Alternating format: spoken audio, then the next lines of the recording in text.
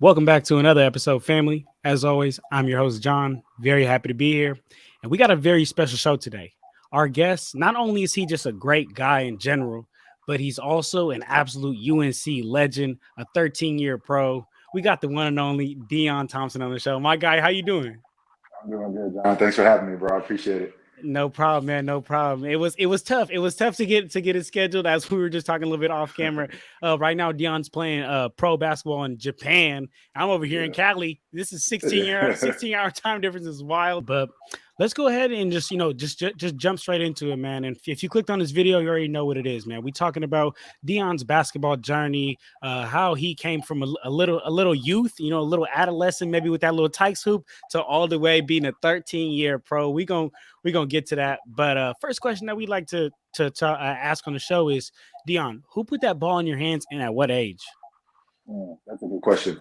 Um, it's a really good question. Well, when I was younger, I really didn't play basketball, which is the crazy thing about it. I was a big baseball guy. So, like, even to this day, man, my mom still swears that I'll be a better baseball player than basketball player, which is crazy.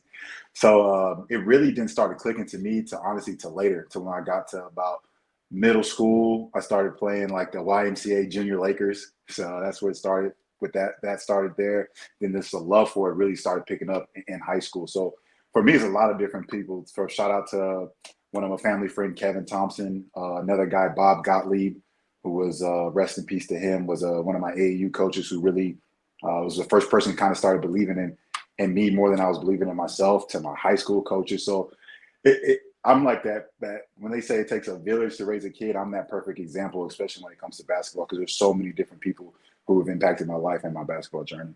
Man, that's real. That's real. Showing major love. So and then so it wasn't a love at first sight thing. It was something that kind of grew upon you. And when would you say was the point where you like, all right, man, like, basketball's my thing. Basketball's what I do. Was that high school? When was that? Yeah, it definitely would be high school. Kind of crazy story, man. I didn't even play my freshman year of high school basketball. Um, I went to Torrance High School. First year I got there, I was playing football, and man, I was just going to practice, coming home. I was dead tired all the time, so I wasn't doing my homework. The crazy thing is, wasn't doing my homework. Was too tired.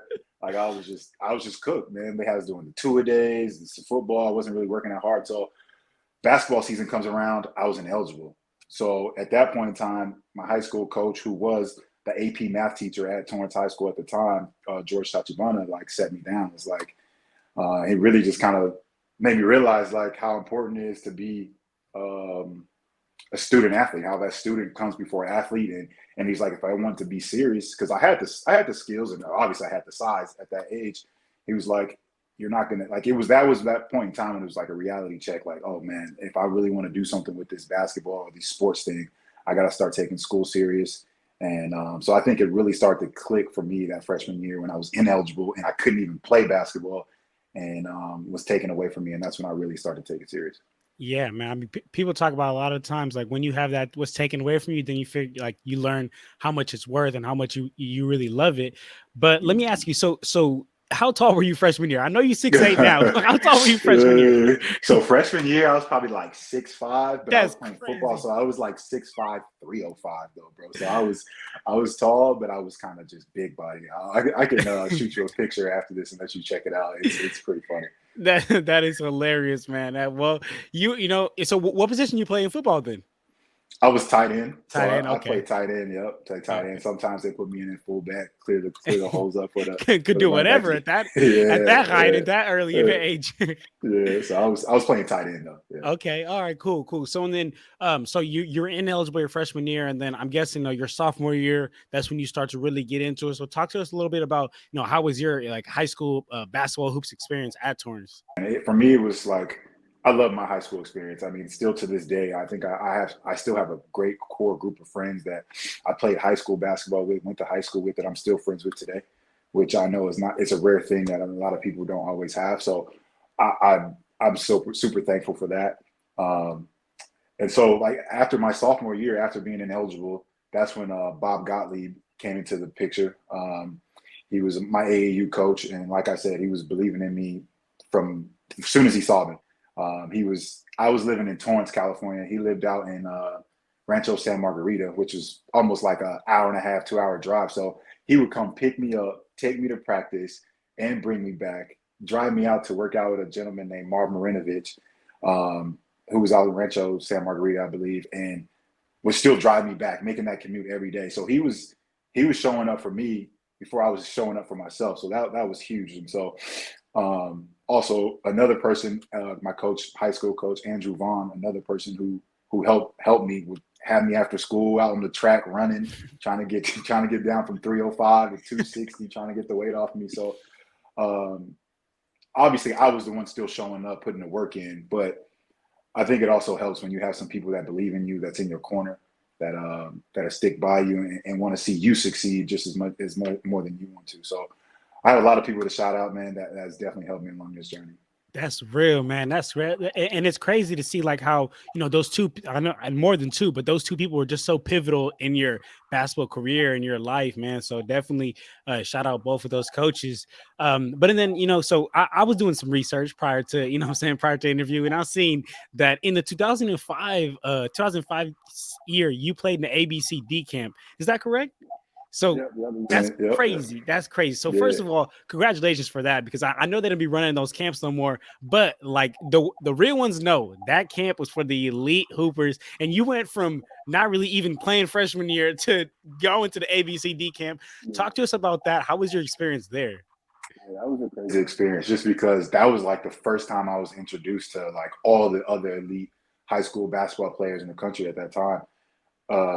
So it was really cool. First time I kind of left the state of California, went to Teaneck, New Jersey, I believe it was in, and it was crazy, man. Just to get in all the dope Adidas gear, and then seeing all the other high school kids that are just killing at that time, from my class, from the Chase Buddingers to the Greg Odens, Kevin Durant, kid Billy Walker, Michael Beasley. Those guys are a little bit younger than me, but those guys were like the high school phenoms at that time. And for me, nobody even knew who I was. So for me, it was a perfect place and opportunity to go there and make a name for myself, get ranked in the top 100. And it was a cool experience, real cool experience. Man, that's super cool. So yeah, so, I mean, I seen some names like how you mentioned, Greg Oden. I seen Kevin Love, OJ Mayo. Now, were those all players that were there at the camp when you were there as well? Yeah, exactly. Yep. They were all there at the time.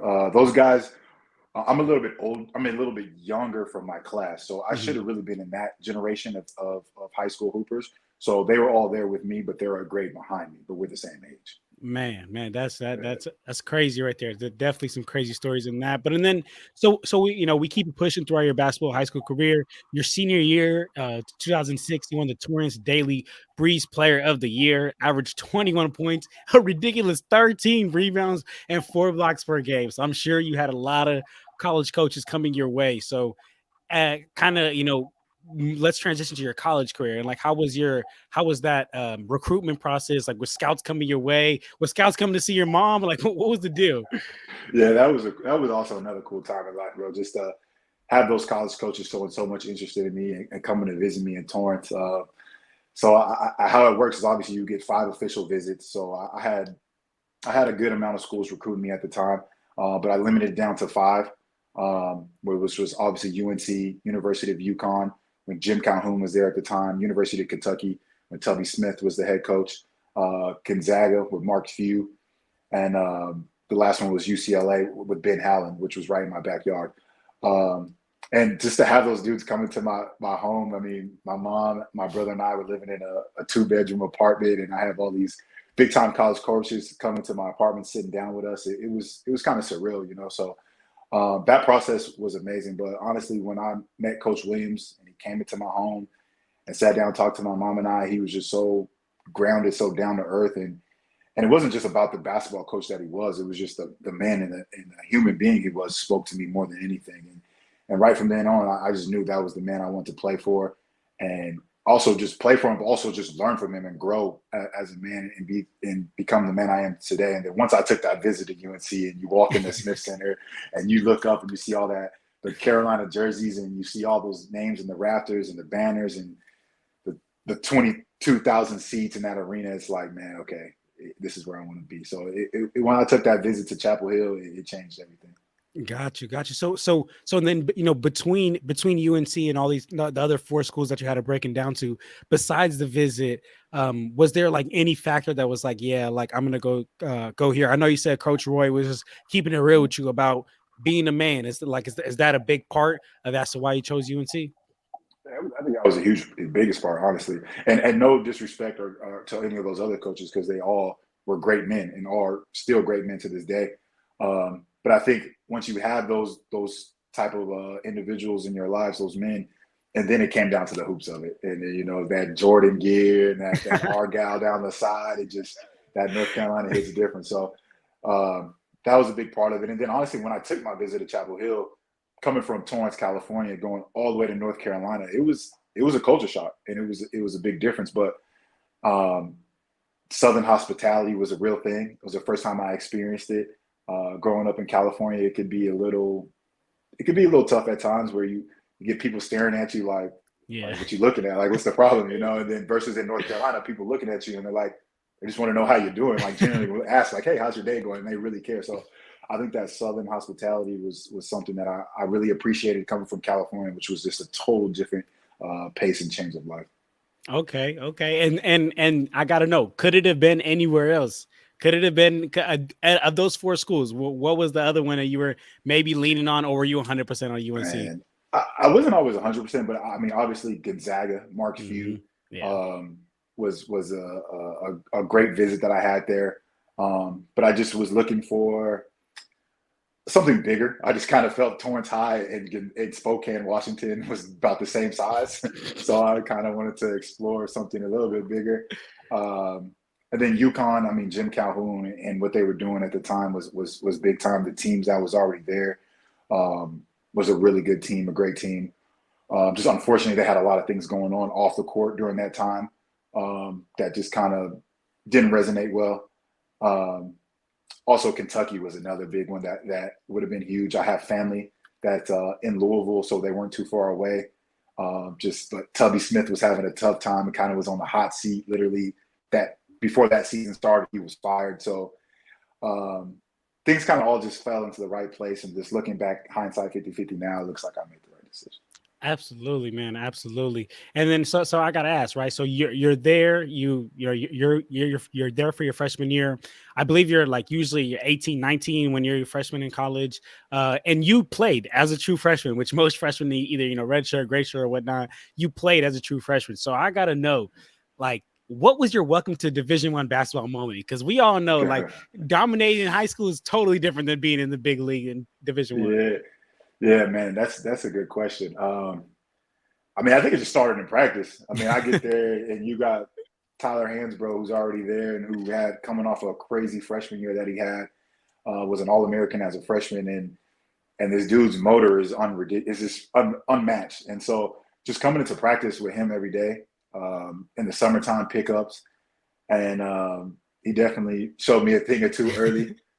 So I think just being around those guys that were already there before me at UNC kind of just they welcomed me with open arms. And I think just in our practices every day between us and the team that we had, it kind of prepared me for anybody I was going to see during that college season. Okay, okay, that makes sense. So we've had some players on the show so in the past that they've like played Division I as well, and they always say the biggest difference like between that high school and to Division I is usually like the pace of the game. What would you say to you was like the biggest difference from from high school hoops to Division I? Yeah, I think they're spot on as the pace. I Yeah, mean, the speed and just the overall skill level and talent level around you.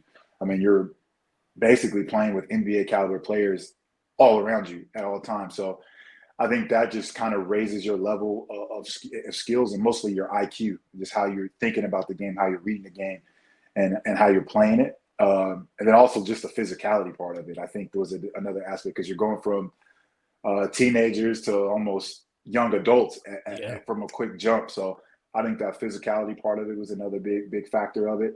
And then for me, like I said, like I came to Carolina, I was a big dude. Like I was at 305. I got to Carolina, I was about like 265, 260, and I ended up being about 245. So it was just getting in shape and being able to play at that fast pace of game. Man, I'm sure that was a tough a tough journey to be out there in the track running a lot, huh? Definitely, and the diet. I think that was the biggest thing. I didn't know how to eat and the proper way to eat. So once I got there, our strength and conditioning coach Jonas Serration, who I still work with today when I'm back in Chapel Hill, he really showed me the value of nutrition and eating right and the proper way to diet, and that's what really helped me as well, getting that weight off me. Absolutely, absolutely. And then just I just definitely want to touch on Coach Roy because you talk about the great coaching staff, the strength and conditioning. But what I want to know is, I mean, like Coach Roy, that's a classic coach. We all know him. He will be inducted in the Basketball Hall of Fame. But what I want to know is like to you, what made him such a great coach? Um, I think his ability to get the best out of his players. I think you have some coaches that sometimes guys just don't want to play for them. You know, they're just like they're checked out. They're like, man, I ain't about to do what this guy's telling me to do or that. But I think Coach Williams had a way to really resonate and connect with his players and really get the best out of you and make you reach your full potential as a player and also as a man. So I think that was his biggest thing was to getting people to really buy in to also like the team aspect of things where it's not just about you. I think one thing I always learned from him that always resonates that he says that it's amazing that what can be accomplished when no one who cares who gets the credit. Obviously, that quote came from someone else, but that was something that he used all the time. And I think that was a prime example of our team is that like when no one never cared who was getting the shots or who was scoring the points or whose names were in the headlines the next day, that's when our team had the most success. And I think that was one thing that he was able to do was get guys to really buy in and play as a team. Man, that's crazy because you hear like NBA players or just players who play at a high level. They always talk about the coaches. The greatest coaches are the ones who really could get a fire inside them, motivate them, have them be able to run through a wall. So it definitely aligns with exactly what I hear with Roy. But and then fast forward a little bit, summer of 2007, you played for the Team USA 19U team, which I believe had a young Stephen Curry, DeAndre Jordan, Michael Beasley, Patrick Beverly. Tell us about that story and like kind of how it was to make the team and practices and all of that. So that was a cool experience. I mean, I was really thankful to be able to make that team. Obviously, we went out to the Olympic training facility in Colorado Springs, and we had a cool 2 week training camp there. And I mean, it was all the top players from around the country at that time, and to be able to be selected to that team with those guys that you named, um, it was a cool experience. It kind of let me know that okay, yeah, I belong on this level. I belong here. And then we shot out to Novi Sad, Serbia. So it was the first time I had left the country, which I love Serbia now. I played a year in Belgrade, which was amazing. But that was like a real first time where I was like outside of my comfort zone in a different place. Food was a little difficult at the time. But our team was good, man. We had a really good team. I really think we should have won it. We ended up going to the finals of that U19s, and we played Serbia in the finals, which is a really good Serbian team. But we lost. But I think it might have been better that we lost just because the crowd, man, was so hostile. Like from throwing things on the court, from lighters and coins, and the fans were just on it. So if we would have won, I don't know if we would have got out of there. But we ended up taking silver in that tournament. But that was a really cool tournament. Got to play for Bo Ryan at the time. Um, I believe he was the coach because I played USA national team 2 times in college. So it was a cool experience to play with those guys, and then also just after that experience, I think that 2008 year, I see the NCAA tournament, you see Steph going crazy, and then you see Michael Beasley going crazy. So it was cool to see those guys explode after that and take their games to the next level as well. Man, see, that's exactly what I was gonna ask you next. I mean, is the following year that Stephen Curry had that like crazy breakout year, and I mean now September 5th, 2023, we know what Stephen Curry is, but what I want to know is like, could you tell he was different back then? Could you tell he was going to change the game the way he did? Like, how did that feel? I mean, honestly, I didn't. But his shot making ability was always there. I mean, that was one thing that you could not deny the way that he shot the ball and made shots. I think another thing that speaks volumes to him is his character. You know how he approached the game and how he worked at the game every day in and day out, and he wanted to be great. I mean, he was putting the work in, and it showed. And over the years, as he continues, he got better and better. and it's all said and done, he's definitely changed basketball forever. Absolutely, man. Yeah, that's crazy. You are ingrained in history because you Yeah. right. Y'all was on that team. That was a great team. But before we get to your pro career, we got to talk about that 2009 national championship. I mean, Michigan State versus UNC. You have a great game. You had 9 points, 3 rebounds. But what I want to know is, I mean, look, Deon, like 99% of the world has never played Division I basketball. And then even less has made it to such a big stage like the national championship. So coming into that game, like what was your mindset? Where were you mentally? How did you get yourself prepared for that game? Walk us through that. Yeah, that was a cool experience. Another cool experience. Luckily for us, which helped so much, if you rewind to the year before, we got to the national championship. I mean, we got to the Final Four, and we played Kansas in the semifinals, and we got smacked, bro. Like we were down. I think we might have been down like 25 at halftime, something crazy. Luckily, we came out in the second half. We grinded. We fought. We cut the lead to like 6, I believe. Had a chance with a 3 from Danny to cut it to 3. It rims in and out, and then they go on another run. And I think from that moment there, after we lost that game, we started preparing to get back to that stage and win it. So the preparation and the mindset started a whole year before we got to that national championship game in 2009. So losing in 2008, the style and the way we lost just kind of motivated us and fueled us. So when we got back to it was in Detroit that year that it was like we were already here. We knew what we needed to do. The confidence was there. And I think in basketball, confidence is everything. So we had the confidence, the belief in ourselves that, this is our time. This is our national championship. And that's how we played during that whole tournament run and in that final game. Man, now that was a classic final game. Now I'll be honest, I was like 11 years old when that game happened, but I did go back and watch that game just for this interview. I was like, man, I need to see my guy Deon play, and I mean that was a very intense game. But I mean, like kind of like I was saying, for the listener listening out there that didn't freaking play Division I basketball, didn't even play any type of college basketball, like let us know, like, how was it when you scored that bucket, and like even just one bucket, it got the crowd going ballistic? How was that? It's the feeling and the drill it's why you play the game. I feel like that's why you work hard. That's why you put the extra work in, is for those moments to be able to be in those national championship games and have impactful plays and score buckets and get your teammates fired up. It kind of gives me goosebumps now just thinking about it, man. It's like it's one of those moments and those feelings that I don't think you can ever forget as a player. It's something that I'll cherish and have for me forever. So it's hard to put into words, but it's a special feeling. Man, that is crazy. Yeah, definitely a crazy, super special feeling, I bet. And then what about after, right? Game's over. I see you and Tyler Hansbrough just throw the balls up hecka high. Like, so like how was that feeling after? I guess you don't got to get into the details of what y'all did, but what was the feelings? It was definitely very satisfactory, just because, like I said, what we went through the year before, almost being embarrassed, like on a national stage. And then coming back, it was like that ultimate redemption story. And it was like a big weight lifted off our shoulders, because it's like the whole season we were just locked in, heads down, grinding. Like, yeah, we need to get back to that national championship game, get there, win it. And so to finally win it, it was just like, man, we did it. It was like a cool feeling. It was like that ultimate redemption story from how we went out the year before and to getting it done that year after. Absolutely, man. No, that's definitely one of those storybook endings, man. Love to see it. And that 2019 was a special roster, man. They got had Danny Green, who became an NBA champion, Tyler Hansbrough, Tyler Zeller, Ty Lawson, Ed Davis, Wayne Ellington, Deon Thompson. So I mean, like, I guess, like, can you walk us through? I mean, like, I just named you NBA players, like a couple of NBA players. I'm sure most teams, most players on your team that year touched maybe in the NBA for a little bit or even bounced around. How was those practices? Because you got to be on go every single play.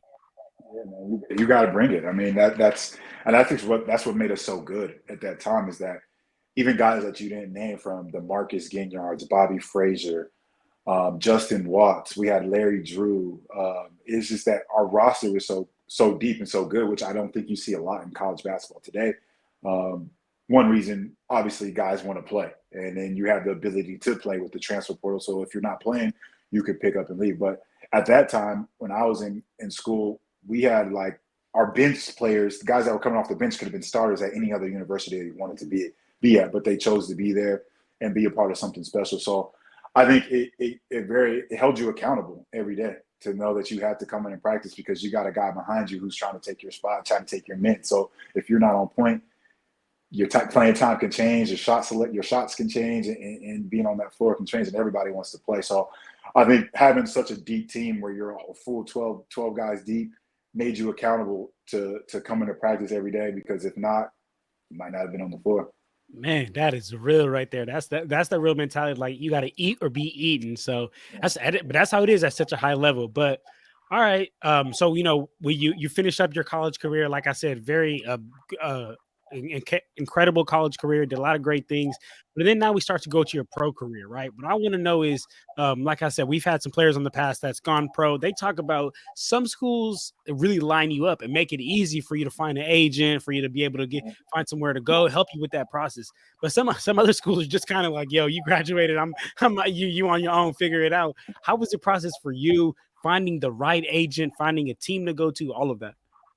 Luckily for me, Carolina is one of those schools that help with that process. So at the end of the season, the coaching staff and you will sit down with a list of agents, and they you interview them, as why they can be the best fit for you, their company, and their agency. So luckily for me, I had that at Carolina, where Coach Williams sat down with me and some agents.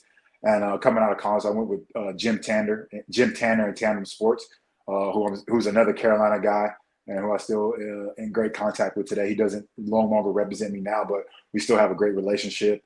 And so that was a perfect fit for me at that time. I mean, Jim is a great man. He has some of the top guys in the league now, and even in the back then, he had some top guys, Tim Duncan, the Grant Hills, and all those guys. So I really loved who he was as a man. Another high character guy. As you could tell, that speaks volumes and is important to me, is what you stand for as a man and who you are and what you represent and your values.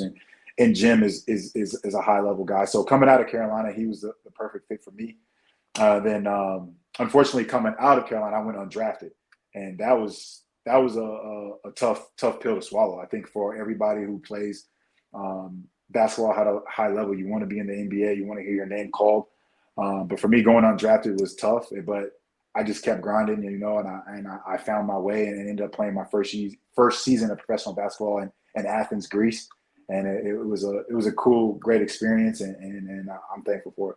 Man, yeah, that's exactly what I was about to get into. I was going to talk about so you get your agent, and then you get into that first year. And I have here on my notes that you played in Greece, but brother, I can't pronounce the name of the team. I'll be honest, it's called like Ikaros or something like that, right? Yeah, you're close. Ikaros. Okay, see, You're close. You're close. I did a lot of research, and I was asking like Siri, like how I pronounce this. And Siri didn't even really know it. So okay, so then how was that, right? Because that year, you absolutely killed, man. You led the team in scoring, you led the team in rebounding. But like how you talked about, I mean, like, bro, you're going from the United States to freaking Greece. Like, that's such a cultural shock. How was that?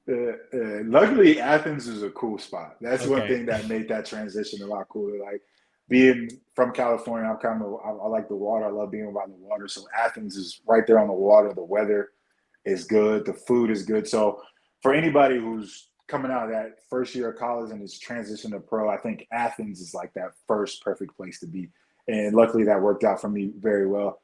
I mean, I was honestly like going undrafted from Carolina. I was at a kind of difficult place with basketball. I just didn't know if I wanted to keep playing, like if being overseas was for me. Obviously my goal was to be in the NBA. It didn't happen. It was like those dreams and everything were shattered, but it was still life-changing. I mean, I'm a believer, so I was able, being isolated and kind of long away from family, Jesus was able to meet me along that journey. And so be able for him to find me, or for me to find him, or him to find me, however you want to say it, was like that perfect mix and balance, just because I felt like I didn't have anything from when I wasn't drafted to the NBA. Then I found the Lord, and that was just like even more impactful than being in the NBA could be. So going back to what your question was, I think that culture shock wasn't there just because being in Athens was an amazing place and city to be in for my first professional career. That's real. That's really real, Deon. And I'm also a believer. And I know that a lot of times the Lord will isolate you just to get you where he needs you. So Yeah, that's that's big. that's really, really real. But then you talk about some of those some of those overseas challenges, right? Now I know you said on Athens it wasn't as bad, Oh no, but we still had our yeah, challenges. so talk to us about that. Because like do they Oh even man. speak English there? A little bit. I mean, with the younger generation, the English is really good. It's Okay. just when you get to the older generation, they definitely haven't learned English as well. But the food is I'm a big foodie, so like the food was hidden. It was really good. I mean, but you just hear those stories about like during that year. The economy in Greece was very bad, so payments were late. Mm, That's one thing I think a lot of you have to battle in overseas basketball is just getting your money on time. Luckily, over my past 13 years, I have gotten all my money, which is always good. But there has been some situations where those checks do come late. So like it can be up to like 2 months late, which is like if you're somebody who's dependent on that money for something, it can bring a real financial burden on you. But luckily, I did eventually get all my money. It was a little bit late, but I did get it. Had a great year there, and then ended up taking that year there and went to play EuroLeague the following year. So that was great. But honestly, I love my time in Greece. If I had the opportunity to go back to play for an Olympiacos, Panathinaikos, a team like that, it would be a no-brainer just because how much I loved my time there. and then you touched on EuroLeague. I mean EuroLeague, and now that's like that's really that next step. So how was that? I mean, like going from Greece to the EuroLeague and kind of taking that next step in your journey. Now this is your second year like playing professional basketball. Got your feet wet. How was your mindset coming into that year, and how did you feel about that? Yeah, it was really cool because after the year that I had in Greece, I went and played NBA Summer League. So I grinded NBA Summer League for like 5 summers. It was just grinding each summer, trying to get that call up. But playing in the NBA Summer League allowed for other teams in Europe to see me. So also having a great year in Europe, I have been playing in the NBA Summer League. Those EuroLeague teams were also able to see me in a different light and being able to see me as well. So it started there, and then I got that opportunity to play in Slovenia and Ljubljana. We played EuroLeague that year. Crazy year. It was during the NBA lockout, so Danny Green, who was one of my boys in college, was in my wedding, was able to play with me that year in 2012 in Slovenia, which was really cool. Uh, but it was just high level basketball. I mean, I think the biggest thing in Europe is you have to be able to think basketball. You can't just be the best athlete and be able to run the fastest and jump the highest. If you can't think the game or see the game or read it, you're not going to be able to make it with European hoops, especially at that EuroLeague level. So I think that's when that year, that's when I really started to get a feel for the game, just not a feel for the game, but able to read the game and see the game a lot differently. Being able to read coverages and see defenses and then really just being a student of the game to learn like how we need to attack for our teams to be successful. So I think once you start to get to that level, in the EuroLeague level, I think it's not about the skill. It just comes down to the mental aspect of it, the scouting, and being able just to see the game differently. Absolutely, man. And earlier I asked you about how it was being a true freshman, 18, 19-year-old playing against grown man that really been doing this for a couple of years. But now, like I said, you played in Greece. Now you in the EuroLeague. Now you're playing against real, real life grown men who feeding their kids. Like, you know what I'm saying? Right, right, You in right, the way right. of feeding their kids. So did you have a welcome to the pros moment? That you like, okay, damn, like this is the next level. Um, I think it might have. I mean, I'm trying to think of one. I think might have been the first. Might have just happened in Greece my first year. Mhm. Shout out to Mike Batiste, a guy from California, played in the NBA for a long time and had an amazing pro career. Won a couple of EuroLeague championships with Panathinaikos. But just playing against him, I think, and playing against him the first game, he just kind of just killed me, man. But that's what he's supposed to do. I mean, that he's a EuroLeague level player. My first year there, he went to work, but after the game, he spoke to me and kind of took me under his wing, and I was really thankful for that. Like even though he just like killed me on the court, he kind of took me in and played that big brother role to me as well. But he was one name that was like, he kind of laid that blueprint for me as well. As like, even if you're not in the NBA, you can make a beautiful career and a life over abroad playing this game. So shout out to Mike Batiste. I believe he's coaching now. I believe he might be with the Orlando Magic, but or Brooklyn. I'm not sure exactly where he's at, but shout out to Mike and really just laying that blueprint for guys like myself to really know that there's life outside of the NBA to be able to make a life for yourself. Facts, man. Facts. When people say ball is life, I really think like a ball, like that little orange ball, could really make your life. Like, you know what I'm saying? You can take you It's all a around fact. the world. So, It's a fact, bro. and then so I kind of as we start to like dwindle down, I kind of want to get into some rapid questions here with you, just like about your basketball journey as a whole. So I want to know like throughout your career, where's been your favorite and least favorite place to play? Whether it's like when you were pro, or whether when you were at UNC. Um, I was just stick with the pro career because I mean I love that place. Even now today, my wife and I we just bought a home right there on the border of Chapel Hill and Durham. So like that's Chapel Hill is a special place for me for always. Pro career wise, first one would probably be Malaga, Spain. We enjoyed our time there. I mean, I really dove into Spanish culture, was able to pick up speaking a little bit of Spanish there, and just the lifestyle there, being on the beach and that Andalusia region was incredible. Food was another thing that's really good. The pescado, the fish there was incredible. So Malaga is very high on our list for me. Then, as I spoke about earlier, I'm a believer. So being I played a year in Israel in Hapoel, Jerusalem. And that was another life changing time for me. I was able to get baptized there in the Jordan River, That's super cool. and I had a church family that I was able to meet there. That was the church was based in Tel Aviv, so I was making the drive from Jerusalem to Tel Aviv, which is like maybe 40-minute drive, going to church. And a pastor there, Kurt Vetterling, he was from Colorado, but was based in Israel at the time. Ended up marrying Amber, my wife and I, back in the States. So he flew from Israel to North Carolina to marry us. So my time in Israel was really special. Outside of us winning the first championship in Hapoel Jerusalem history, it was just from from the from God meeting me there and being there with me and getting baptized and really giving my life to the Lord during that season that I was there. So it was Malaga and Jerusalem are two of my favorite places that I played in.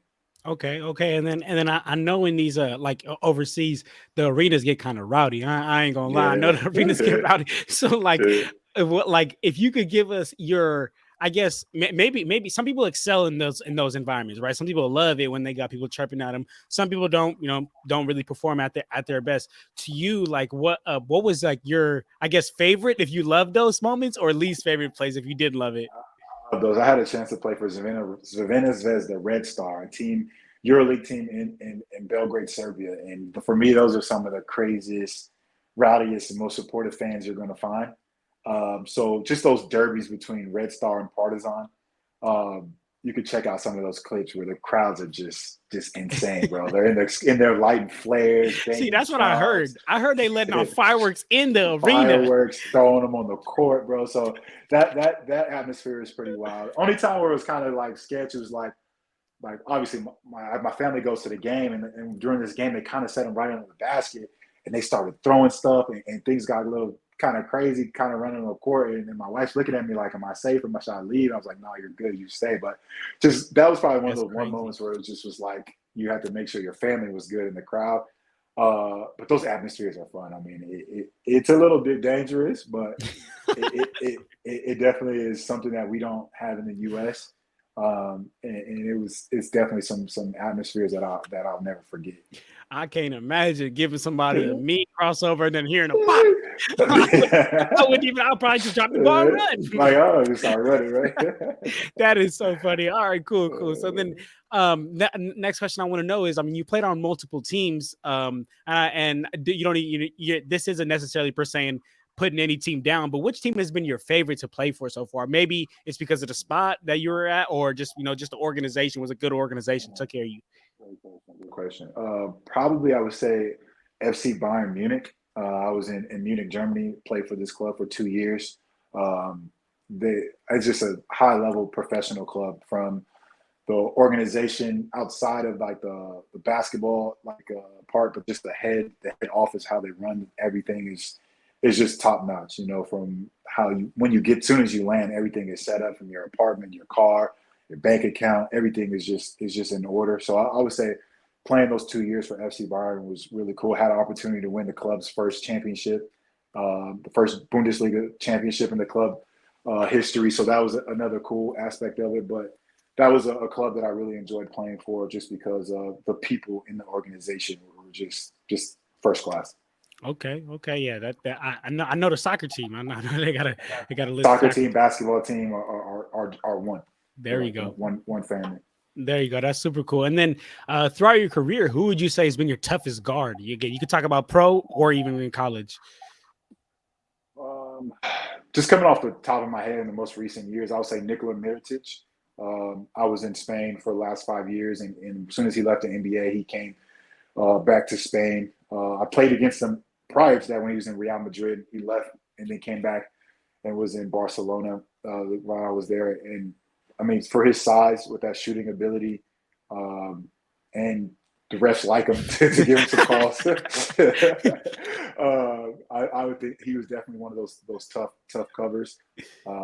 Also played against Boban, big Boban when he was Yeah. in the EuroLeague. I mean, someone with that size just is nothing you can do. Come on. You could do another one is Eddie Tavares, who's in Real Madrid. Another one with the size is just.